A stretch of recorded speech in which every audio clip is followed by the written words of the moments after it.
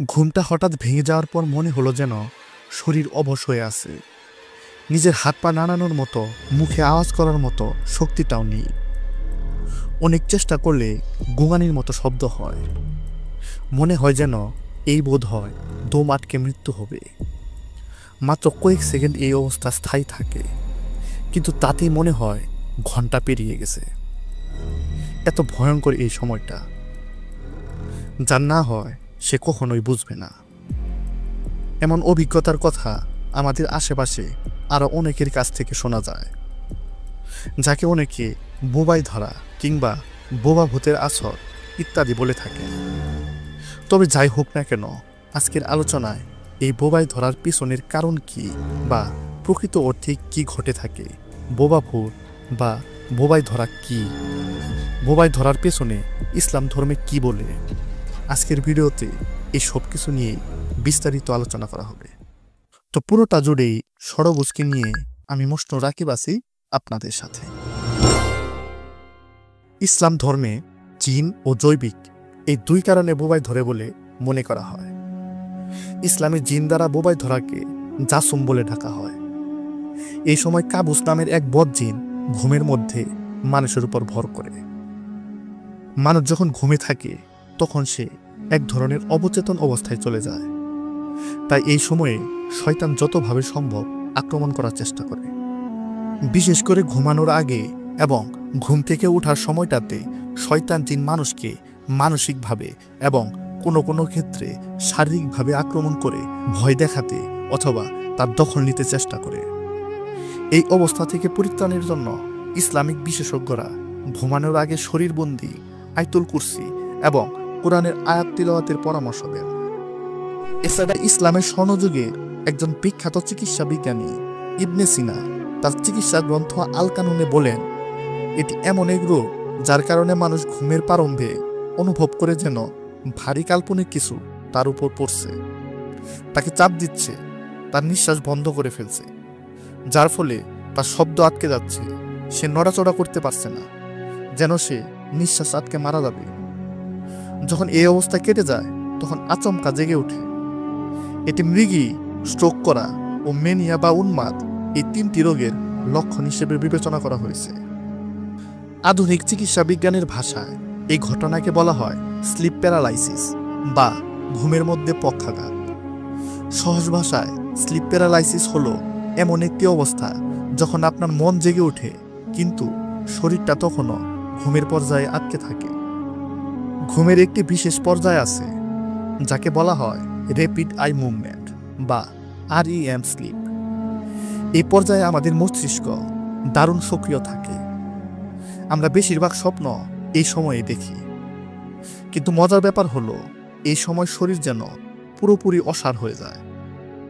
এর কারণ হচ্ছে মস্তিষ্ক দুটি বিশেষ রাসায়নিক পদার্থ নিঃসরণ করে, গ্লাইসিন এবং গামা অ্যামাইনো বিউটিরিক অ্যাসিড। এই দুটি রাসায়নিক পদার্থ আমাদের পেশিগুলোকে সাময়িকভাবে শিথিল করে দেয়। এর ফলে আমরা স্বপ্নের মধ্যে হাত পা ছোটাছুটি করলেও বাস্তবে আমাদের শরীর নিশ্চল থাকে।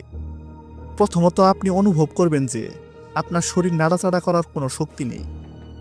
বুকের ওপর একটি ভারী চাপ অনুভব করবেন, মনে হবে যেন কেউ আপনার গলা টিপে ধরেছে। শ্বাস নিতে ভীষণ কষ্ট হবে। সবচেয়ে ভয়ঙ্কর বিষয় হলো অনেকের মধ্যে এক ধরনের ভ্রম বা হ্যালুসিনেশন তৈরি হয়। মনে হবে যেন ঘরের মধ্যেই কোনো অশরীরী আত্মা বা কালো ছায়া ঘুরে বেড়াচ্ছে।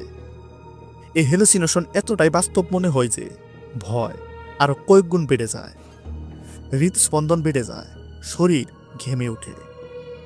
এই পুরো অভিজ্ঞতাটা কয়েক সেকেন্ড থেকে 1 মিনিটের জন্য স্থায়ী হতে পারে, কিন্তু এই অল্প সময়ের মধ্যেই মনে হয় যেন কয়েক ঘন্টা পেরিয়ে গেছে। আধুনিক চিকিৎসা বিজ্ঞানে এই স্লিপ প্যারালাইসিস বা বোবাই ধরা যে কোনো বয়সের মানুষের হতে পারে, তবে তরুণ তরুণীদের মধ্যে এটি বেশি দেখা যায়। এর পেছনে কিছু নির্দিষ্ট কারণ রয়েছে, যেমন কম বা অনিয়মিত ঘুম এর একটি বড় কারণ। রাত জেগে কাজ করা, শিফট ডিউটি করা বা ভ্রমণের কারণে ঘুমের প্যাটার্ন নষ্ট হলে এমনটা হতে পারে। অতিরিক্ত স্ট্রেস, উদ্বেগ বা প্যানিক ডিসঅর্ডারের মতো মানসিক সমস্যায় যারা ভোগেন তাদের স্লিপ প্যারালাইসিস হওয়ার সম্ভাবনা বেশি। এছাড়া নিয়মিত ধূমপান, মদপান বা মাদক ব্যবহার ঘুমের স্বাভাবিক চক্রকে ব্যাহত করে স্লিপ প্যারালাইসিস ঘটাতে সাহায্য করে। এমনকি অতিরিক্ত কোলাহলপূর্ণ, গরম বা অতিরিক্ত আলোযুক্ত ঘরে ঘুমালে গভীর ঘুম হয় না, তখনও বোবায় ধরার সম্ভাবনা থাকে। ভালো খবর হলো, স্লিপ প্যারালাইসিস কোনো গুরুতর রোগ নয়। এর জন্য সাধারণত চিকিৎসার প্রয়োজন হয় না। তবে ঘন ঘন এটি হলে কিছু সহজ নিয়ম মেনে চললে সমস্যা থেকে মুক্তি পাওয়া যায়। প্রতিদিন অন্তত 6 থেকে 8 ঘন্টা গভীর ঘুমের চেষ্টা করুন। প্রতিদিন একই সময়ে ঘুমাতে যান এবং একই সময়ে ঘুম থেকে উঠুন। এমনকি ছুটির দিনেও আপনার শোবার ঘরটি শান্ত, অন্ধকার এবং আরামদায়ক রাখুন। ঘুমানোর আগে ভারী খাবার, চা, কফি বা অ্যালকোহল থেকে বিরত থাকুন। ঘুমাতে যাওয়ার আগে মেডিটেশন বা হালকা ব্যায়াম করতে পারেন, যা মনকে শান্ত করবে। যদি এই নিয়মগুলো মেনে চলার পরেও আপনার সমস্যা নিয়মিত হতে থাকে, তাহলে অবশ্যই একজন স্নায়ু বিশেষজ্ঞের সঙ্গে পরামর্শ করুন। তো বন্ধুরা, আজ আমরা জানলাম বোবায় ধরা বা স্লিপ প্যারালাইসিস আসলে কি, এটি কিভাবে ঘটে থাকে। একই সাথে এটি ভয় পাওয়ার মতো কোনো বিষয় নয়। এর থেকে পরিত্রাণের জন্য প্রয়োজন সচেতনতা এবং সঠিক দিক নির্দেশনা। আর আপনি যদি এমন অভিজ্ঞতার মুখোমুখি হয়ে থাকেন, নিচে কমেন্ট করে অবশ্যই আপনার অভিজ্ঞতা শেয়ার করবেন। ইসলাম ধর্মে জিন এবং শয়তান খুবই উল্লেখযোগ্য দুটি চরিত্র। ইসলাম ধর্ম ছাড়াও মানুষের বিভিন্ন সম্প্রদায়ের মধ্যে এই দুটি বিষয় নিয়ে আলোচনা আছে বহুকাল আগে থেকে। আপনারা যদি জিন এবং শয়তান সম্পর্কে বিস্তারিত জানতে চান, তাহলে আমাদের চ্যানেলে আপলোড করা এই ভিডিও দুটি দেখতে পারেন। তো বন্ধুরা, আজ এ পর্যন্তই। কথা হবে অন্য আরেকদিন। আর ভিডিও ভালো লেগে থাকলে সরবুজ চ্যানেলটি সাবস্ক্রাইব করে পাশে থাকতে পারেন। ধন্যবাদ।